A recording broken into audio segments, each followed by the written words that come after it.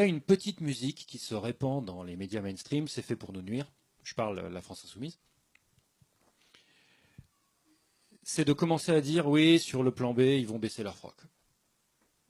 Le plan B, ils sont en train de le mettre dans le placard, ou de le mettre dans un puits et de jeter la clé du puits, etc., etc.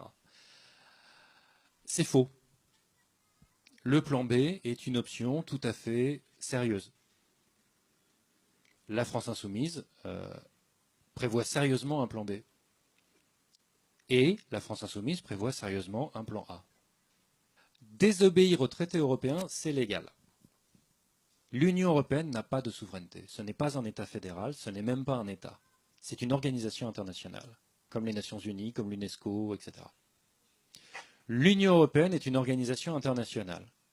Les seuls qui aient une souveraineté, ce sont les États membres de l'Union européenne, et ils n'appliquent les règles de l'Union européenne que parce qu'ils ont signé des traités dans lesquels, eux, États souverains, ils acceptent d'appliquer ces règles. La source fondamentale du fait qu'on respecte les règles européennes, c'est notre signature à nous, France, État souverain. D'accord? Très important, ça. Pourquoi c'est très important? Parce que, en tant qu'État souverain, je suis souverain sur le fait de continuer ou pas à appliquer telle ou telle chose dans un traité. On peut répudier un traité entier,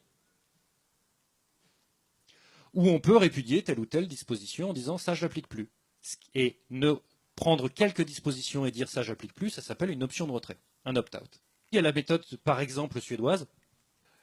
Eux, ils ont dit bon, ben, l'euro, on l'a toujours pas fait, on va faire un référendum.